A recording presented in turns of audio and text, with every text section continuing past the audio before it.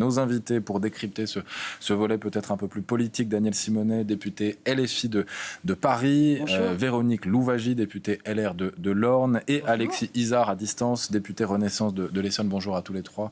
Merci d'être avec nous dans le Fil Info. Daïk Odoui, on va analyser peut-être d'abord ce déplacement d'Emmanuel Macron en Espagne. Est-ce qu'on peut considérer qu'il snobe ce qu'il se passe aujourd'hui dans la rue à Paris?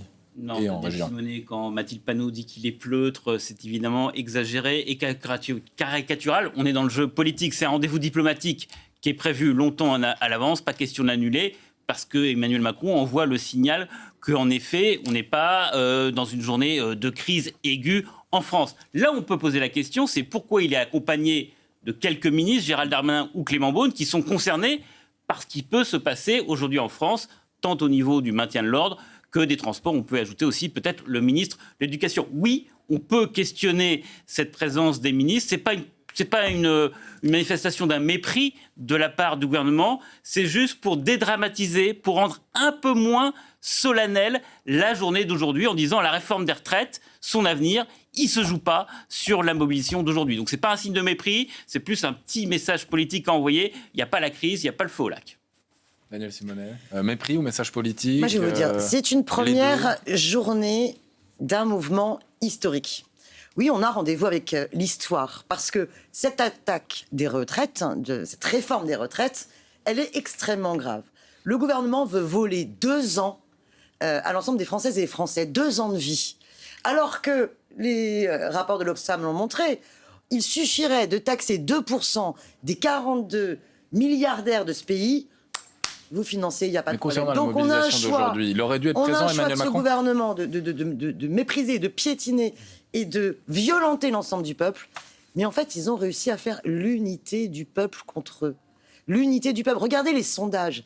On n'a jamais vu ça. Même en 95, vous n'aviez pas autant d'unité. Là, les sondages montrent que, par exemple, plus de 93% des actifs sont contre la réforme. Daniel Simonet, c'est pas les sondages, c'est un sondage. Par ailleurs, la question qui vous est posée, c'est pas pour permettre d'aligner vos éléments de langage pour dire tout le mal que vous pensez de la retraite, c'est dire sur Emmanuel Macron. Non, mais Emmanuel Macron est en Espagne. De votre part non plus. La question que de Martin Bobert. C'est un enjeu historique. Il se passe par exemple des choses en ce moment en Espagne et à l'échelle de l'Union européenne. En ce moment, par exemple, se discute une directive européenne de présomption du salariat. C'est-à-dire, face au développement de l'ubérisation, il faut absolument mettre en place la présomption de salariat. Ça nous concernant les retraites. Parce que la question des retraites, le rapport du corps montre bien qu'il n'y a pas de problème de budget. Et quand le gouvernement dit « Ouh là là, il y a 12 milliards qui nous manquent », on ferait en sorte de salarier, d'exiger que les plateformes qui surexploitent les travailleurs de l'ubérisation soient salariés. Vous auriez les recettes. Et qu'est-ce qu'il fait Emmanuel Macron quand il va en Espagne? Que fait Emmanuel Macron et le gouvernement par rapport à cette directive libérale, cette directive européenne qui, pour une fois, n'est pas libérale? Il s'y oppose. C'est pas un autre sujet. Car la question de faire rentrer les cotisations salariales rentre directement dans le sujet sur l'équilibre des retraites. On peut tout à fait aller à la retraite à 60 ans, si tant est que l'on fait en sorte que les cotisations, elles rentrent. Et donc, on s'attaque par exemple à l'ubérisation ou à l'égalité salariale homme-femme. Or, la France est le pays qui essaye de torpiller cette directive. Donc, vous voyez que les choses sont liées. Mais là, on a un peuple qui est mobilisé. Peu importe qu'il soit là ou qu'il ne soit pas là, finalement, c'est ce qu'il se passe dans la rue. Contrer cette réforme de retraite, le gouvernement pense que par son petit mépris, il va pouvoir s'en sortir. Je pense que la mobilisation va être historique à partir d'aujourd'hui. Alexis Izard, il aurait dû être présent, le chef de l'État, aujourd'hui? Écoutez-moi, tout d'abord, j'écoute avec grande attention les propositions de ma collègue de la France Insoumise, étant donné qu'on n'aura pas l'occasion de les avoir dans l'Assemblée nationale. Ils ont annoncé dès lors que de l'obstruction serait faite avec plus de 1000 amendements par question aujourd'hui. Des députés France Insoumise, ce qui fait qu'on n'aura même pas l'occasion de débattre avec eux. Ce que j'aimerais dire, est-ce que le fait que le président soit à l'étranger, c'est là-dessus que vous voulez que je vous réponde? Écoutez, les affaires du pays continuent à tourner, c'est tout à fait normal, et la réforme des retraites va arriver à l'Assemblée nationale, et là, ce sera à nous députés d'essayer d'améliorer cette réforme, d'essayer de l'avancer dans le meilleur sens, en tout cas dans le bon sens estimé par chacun des groupes. Ça a été fait, par exemple, je prends l'exemple du groupe des Républicains de droite qui ont exigé un certain nombre d'avancées qui ont été entendues. Nous, on attend encore les avancées qui sont demandées par le groupe d'extrême gauche de la France Insoumise. Il n'y en a aucune. Tout ce qu'ils veulent, c'est bloquer le pays actuellement. Vous nous dites que une majorité de Français sont contre la réforme des retraites. C'est pas faux ce que vous dites. Effectivement, c'est une réforme qui est compliquée, qui est dure à accepter. Moi, je l'entends totalement, mais les Français sont contre le blocage également. Je vais revenir sur quelque chose qui a été dit, si vous me permettez, sur votre chaîne il y a quelques minutes, c'est que notre système, dans le monde, tout le monde nous l'envie, c'est vrai. Et c'est pour cette raison qu'il faut le préserver. Il faut préserver ce système par répartition. Il faut encore le rappeler parce que des contre-vérités sont dites, mais dans cette réforme, il n'y aura pas un seul euro qui sera récupéré, qui ne sera pas mis dans ce système de réforme des retraites. Donc, ce qu'il faut bien que les Français comprennent, c'est que cette réforme, elle est nécessaire pour permettre aux futures générations, mais même aux générations actuelles, de bénéficier d'une retraite et en plus de ça, de bénéficier d'une retraite avec un montant, je dirais, acceptable. Aujourd'hui, c'est 2 millions de Français à la retraite qui vont voir leur pension revalorisée. Et ça, c'est pas rien. C'est une avancée sociale. C'est faux. Et pas le contraire. On va d'abord écouter Véronique Louwagie, parce que la première interpellation, c'était sur la droite qui a été entendue. Vous avez l'impression d'avoir été entendu, vous ? Alors écoutez, oui, nous sommes, nous, à droite, favorables à une réforme des retraites. Nous l'avons toujours dit. Nous indiquons par ailleurs qu'elle est urgente. En revanche, nous n'étions pas du tout favorables au premier projet qui a été déployé par le gouvernement, là, avec un objectif de 65 ans à 2027. Parce que là, il y avait une brutalité. C'était mettre 4 trimestres supplémentaires par année, donc c'était beaucoup trop brutal. Donc nous avons été entendus sur ce sujet, avec 63 ans et 3 mois à la fin du quinquennat et 64 ans 2030. Nous avons été entendus également sur un autre sujet, qui est la revalorisation des petites retraites pour toutes les personnes qui ont cotisé sur une carrière entière au SMIC, qui vont être accordées non pas simplement au flux, c'est-à-dire aux retraités entrants, mais également au stock, c'est-à-dire aux retraités actuels, ce qui n'était pas annoncé initialement par le gouvernement. Mais alors, madame, ça, c'est ce que vous avez obtenu. Oui. C'est le projet de loi tel qu'il est présenté. Les Français, ils sont majoritairement hostiles. Est-ce que vous allez continuer à être les alliés du gouvernement sur ce projet, quitte à subir l'impopularité de cette réforme, y compris pour vous, et pas simplement pour le gouvernement? Est-ce que vous allez les soutenir jusqu'au bout? Nous ne nous présentons pas comme des alliés du gouvernement. Nous nous présentons pour défendre l'intérêt des Français. Et pour nous, l'intérêt des Français, c'est de défendre ce régime par répartition qui a été construit par nos grands-parents, maintenu par nos parents. La question, en fait, est de savoir, est-ce que l'on veut que les personnes qui sont nées après les années 70 puissent continuer à bénéficier d'un dispositif, un système par répartition? La question, c'est celle-ci. Et nous sommes favorables à ça. Et je crois que l'exécutif, peut-être le gouvernement, en termes de communication, en termes de forme, n'a peut-être pas mis en œuvre tous les éléments. Et il y a un autre point aussi, c'est que Emmanuel Macron a voulu détruire les corps intermédiaires depuis le début de son entrée en fonction. Et aujourd'hui, effectivement, le gouvernement paye cette difficulté de ne plus avoir un certain nombre de relais au travers les corps intermédiaires. Mais les Français aujourd'hui retiennent un certain nombre de dispositifs qui est effectivement le relèvement de l'âge de départ à la retraite, l'accroissement du dispositif Touraine. Mais il y a d'autres points qu'il convient de mettre en œuvre. Les carrières longues, le maintien du dispositif des carrières longues, et ça c'est très important. Il y aura un certain nombre de points à améliorer au niveau parlementaire, et nous en ferons un enjeu en matière de prévention. Je crois que c'est très important, parce qu'aujourd'hui, nous avons un certain nombre de personnes qui arrivent à l'âge de la retraite, qui sont épuisées. Et je pense que ça n'a pas d'intérêt d'arriver à l'âge de la retraite si les personnes sont épuisées. Il y a un vrai travail à effectuer en termes de prévention tout au long de la vie de l'entreprise. On va revenir sur la mobilisation, on va aller dans un instant au Havre, mais j'aimerais vous entendre sur presque la double mobilisation. Si vous soutenez celle d'aujourd'hui, pourquoi en faire une en plus samedi? Est-ce que vous n'allez pas diluer les forces? Non, absolument pas. Aujourd'hui, c'est le premier jour de mobilisation, l'appel de l'intersyndicale. C'est aussi le premier jour de grève. Vous avez des assemblées générales qui vont peut-être décider de poursuivre et de reconduire cette grève. Vous allez avoir des secteurs différents qui vont s'encourager, et c'est extrêmement important. Et samedi, vous avez une manifestation à partir de 14h à Bastille, à l'appel des organisations de jeunesse, qui permettra aussi à celles et ceux qui ne peuvent pas toujours ou qui ne sont pas encore décidés à faire grève de se mobiliser. Pour faire Il faut rentrer savoir la jeunesse dans le jeu. on est dans un moment clé où on sait que l'opinion est écrasante majorité contre ce projet de réforme. Et d'ailleurs, il y a une majorité qui est pour, y compris la retraite à 60 ans. Donc l'enjeu maintenant, c'est qu'il y ait une majorité qui ait confiance en elle-même, dans sa capacité à faire reculer le gouvernement. C'est ça l'enjeu historique qui se joue dans la mobilisation d'aujourd'hui, de demain, de samedi et des jours qui vont suivre. Par contre, attention, parce que le gouvernement a décidé, après nous avoir imposé 10-49-3, d'utiliser une méthode totalement antidémocratique. C'est-à-dire, c'est un cavalier législatif, on prend le projet de loi finance de la sécurité sociale rectificative et on dégaine non pas le 49-3, mais son équivalent, le 47-1. Et qui fait que, en fait, c'est prévu dans la Constitution. Il devrait y avoir, c'est prévu dans la Constitution, mais simplement pour faire en sorte qu'un budget soit adopté, pour qu'il n'y ait pas de défaut de paiement pour la sécurité sociale. Là, on sait bien que c'est pas le sujet. Donc, on a saisi le Conseil d'État. On sait bien que c'est pas le sujet. Donc, c'est une manipulation d'un article de la Constitution de manière totalement dévoyée. Le 47.1, ça leur permet. Si en 20 jours, on n'a pas adopté à l'Assemblée nationale, ça passe automatiquement au Sénat. Et entre les navettes, en tout, ça doit faire 50 jours. Sinon, le gouvernement peut user par ordonnance. Vous vous rendez compte ? Une réforme de société aussi importante que cela vaut les 2 ans de vie à l'ensemble des Françaises et des Français par ordonnance. Alors oui, je réponds au député macroniste qui est Alexis Izard. Voilà, oui, nous allons, en tant que députés France Insoumise et NUPES, user de tous les moyens qui sont les nôtres pour pouvoir à la fois développer l'ensemble de nos arguments contre cette réforme et faire en sorte qu'elle ne soit pas votée. Alors, vous parliez de différents secteurs mobilisés. On va justement aller au Havre pour rejoindre Julien Gall, puisque on parle beaucoup des raffineries, des transports, mais il y a aussi le secteur de la santé, Julien, qui est mobilisé.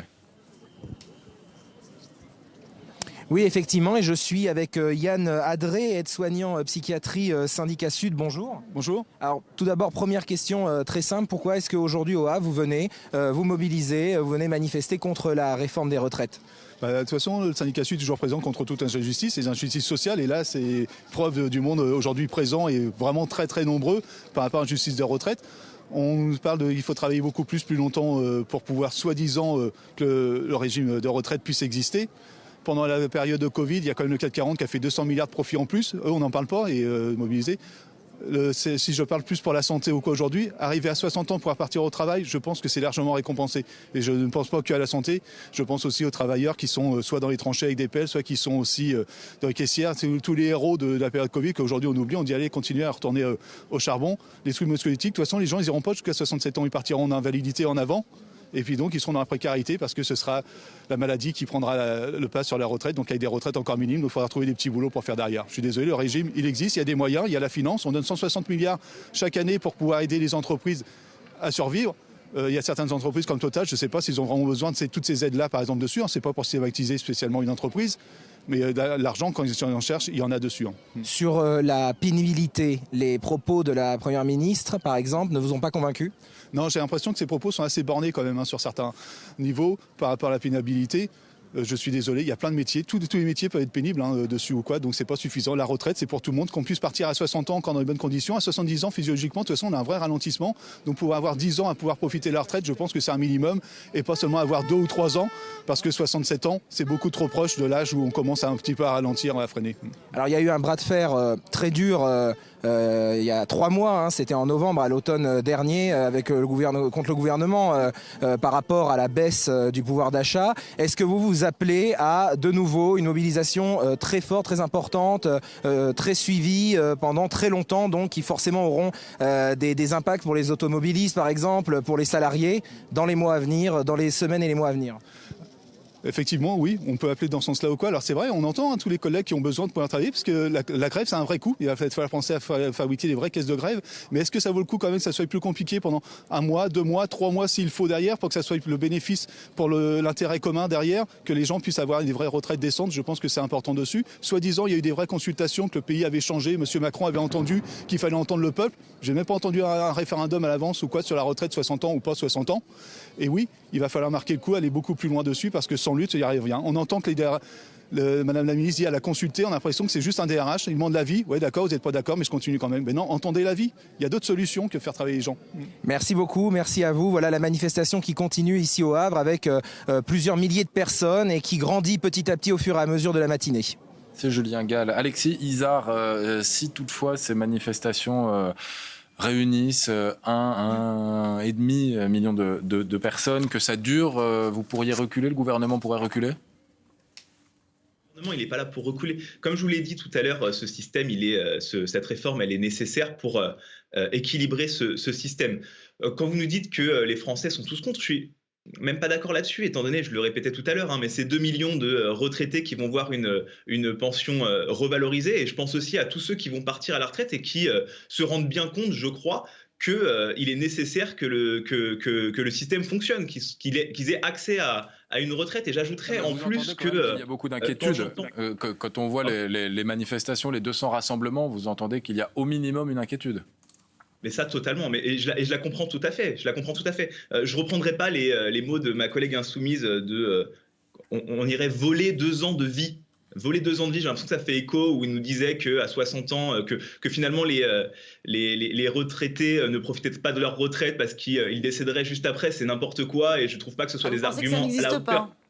Vous pensez que ça n'existe pas ? À côté de ça, mais je pense qu'il faut arrêter les coups politiques et qu'il faut travailler sur le fond de cette retraite, Madame Simonet. Justement, Monsieur Lizard, sur le fond, il y aura une discussion parlementaire. Et là, la majorité est quand même prête à lâcher du lest. C'est Stéphanie Ries, qui est membre de votre groupe, qui sera la rapporteure sur ce projet de loi, qui dit oui, on peut améliorer le texte sur les retraites minimum. Oui, on peut améliorer le texte sur les carrières longues. Est-ce que vous allez lâcher du lest quand même sur ces aspects-là, en sachant que c'est peut-être vous à l'échec, parce que les Français, ce pourquoi ils sont contre, c'est toutes les mesures d'âge. Et là, il n'est pas question pour vous de reculer. Tout à fait. Non, effectivement, et ça c'était le premier propos que j'ai donné, il y a du travail à faire à l'Assemblée nationale sur cette loi. Le problème que je vous ai annoncé, c'est que l'obstruction parlementaire annoncée par la France insoumise ne nous permettra peut-être pas d'étudier les amendements de fond. C'est plus de 70 000 amendements rectificatifs, c'est-à-dire de forme, changer des 2 par départ. Ils ne sont pas déposés, qu'est-ce que vous en savez ? Comment pouvez-vous permettre de dire une chose pareille ? Ils ne sont pas déposés, vous n'en savez strictement rien. Par contre, vous pouvez compter sur nous pour déjouer tous vos mensonges et faire en sorte d'assumer notre rôle de député, de parlementaire dans l'hémicycle, pour faire en sorte que vous ne puissiez pas effectivement voler ces 2 ans à l'ensemble des Françaises et des Français. Alexis Izard, terminé. Simonet, utiliser votre rôle de parlementaire à bon escient et apporter des solutions efficaces pour cette retraite-là, pour cette réforme-là des retraites. On a des possibilités d'améliorer. Une autre réforme, cette loi-là, et il faut y participer et on vous attend au rendez-vous là-dessus. Mais pourquoi Alexis Izard ne pas prendre plus de temps, du coup, un temps indéterminé pour étudier cette réforme ? Écoutez, ça va faire combien de temps ? 4 ans qu'on parle de cette réforme des retraites. Je pense que le temps, il a été passé. On a énormément échangé sur cette réforme-là. On ne peut pas dire qu'elle est faite en 3 semaines. Ça fait littéralement 3 à 4 ans qu'on est en train de discuter là-dessus. Maintenant, il va falloir qu'on se mette au travail. Véronique Louwagie, il ne faudrait pas un peu plus de temps à l'Assemblée au minimum pour entendre tout le monde débattre ? C'est le lieu du débat.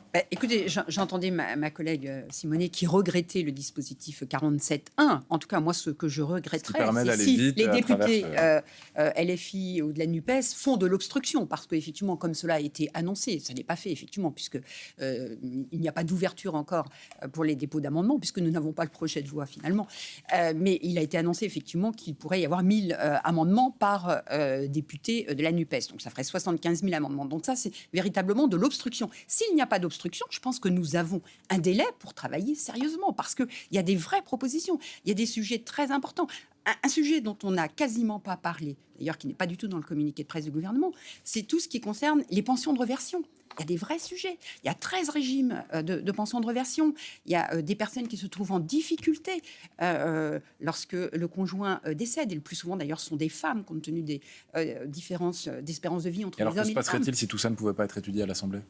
Ça serait franchement dommageable, parce que je pense que les députés que nous sommes, nous avons tous des préoccupations, nous avons tous des cas concrets pour faire remonter des difficultés qui n'ont pas été pris en compte. Et finalement, nous aurons des trous dans la raquette si nous n'arrivons pas à examiner tous les cas. J'en appelle, moi, aux députés de LFI pour ne pas faire de l'obstruction, parce que je pense qu'on ne donnerait pas une bonne image à l'opinion publique. Je pense que nous n'avons pas été élus les uns et les autres pour ça, et que ce texte, qui est un texte qui intéresse tous les Français, on le voit, la mobilisation le montre, et je dirais la manière dont l'opinion publique se saisit de ce sujet le montre également.